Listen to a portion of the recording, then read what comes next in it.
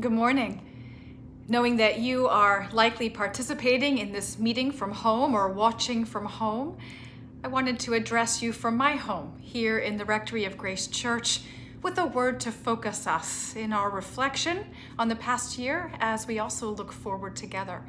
I hope you will read the written reports, including mine, where I acknowledge particular people for whom I'm so grateful, particular gifts in our community life, and the efforts that we have put forward in this past year addressing so many challenges that we faced.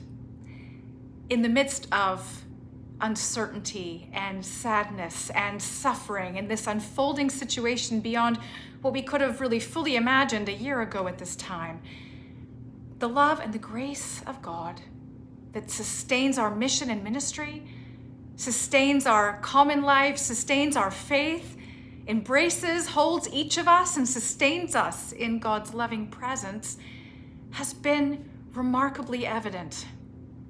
I have especially seen this sustaining grace in each act, each of your acts of openness to adapt, each willingness to adjust, to adopt a shift, big or small, in our regular rhythm of things. I have seen it in each step to try something out, to experiment, to learn, even if it was learning that there's something we don't like to do very much. To stream, to sing out faith through new technologies, which has been a renewing joy, not only for those who have given the recording a try, but for all of us who are blessed in hearing the result. I've seen it in each effort to collaborate creatively and quickly to meet critical needs in the community, to study and share in a new format, to engage Scripture with renewed commitment, like our 40-day Bible challenge, and to continue to communicate and to give, however hard it's been in this time of social distancing, and in each openness to worship and to pray in a different place or in a new way. In other words,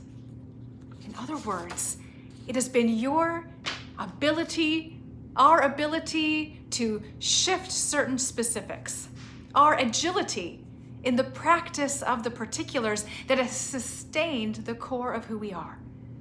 Our willingness to change has sustained us. In a concentrated and accelerated time, we've been reminded that without a level of responsiveness, agility, adaptability, communities, bodies, cultures, institutions don't thrive. And friends, as we look to move forward now, our need for even the speed of adaptation is unlikely to be curbed, even when aspects of our pre-COVID life start to return and be more fully possible. The sense of change, uncertainty that we felt so acutely over this past year, the interruption and disruption we've known in our bones now, not just in an abstract way, is likely to continue all around us in various forms. For a number of years now, key leaders in the Episcopal Church have looked to the work of Bob Johansen, founder of the Institute of the Future, to equip clergy and lay leaders with the skills needed to faithfully engage Christ's call in the particular challenges of our current and coming context and landscape. In his 2017 work, The New Leadership Literacies, Johansen noted that the decade ahead, so the 2020s, would be marked by disruption, volatility, and change that will stretch us in ways beyond what we can even imagine probably now. The three big challenges he names are, quote, global climate crisis, cyber terrorism, and pandemics, end quote. Johansen stresses that while volatility, uncertainty, unpredictability, ambiguity, change, disruption, these are not new in our lives, the experience of them, not only on a personal or local level, but on a global scale, will be unprecedented. And he says that those who will move forward most resiliently through these times and have the greatest impact will be those who offer, quote, realistic hope through their own stories of clarity, realistic hope through stories of clarity. Friends, this is why it matters. That not only are we sustained as Grace Church, not only that you and I are sustained by God's grace, but because of why we are here by God's grace in the first place. Grace Church, a community of faith that has served and shared, gathering and growing in discipleship across generations. We are a channel of God's grace beyond ourselves. We are a witness to God's ways in an increasingly anxious world. We are an embodiment of God's abiding, living love in and through all things. Our story of that living love of God in Jesus, who we follow in the way, is fundamentally one of hope and clarity.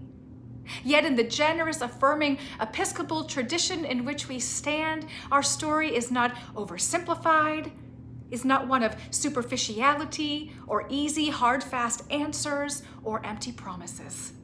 Our faith is deeply incarnational, receiving Christ in the world, in ourselves, as we are and hope to be.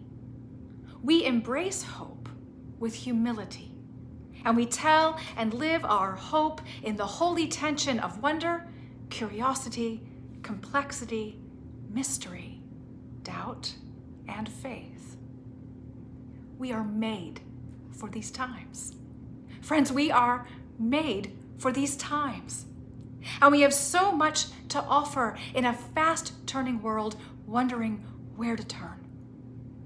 As we proclaim good news, feed bodies as well as souls, take seriously our work of reconciliation, open and offer ways of healing, see unnecessary suffering and not only accompany or alleviate burdens, but ask why the suffering in the first place and what can we do to change it.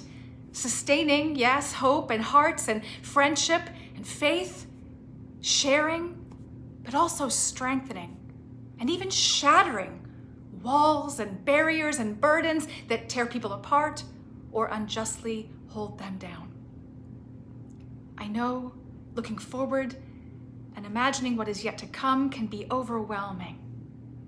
And yet we only have to look back over this past year to see how step by step, shift by shift, we can do it with God's sustaining grace.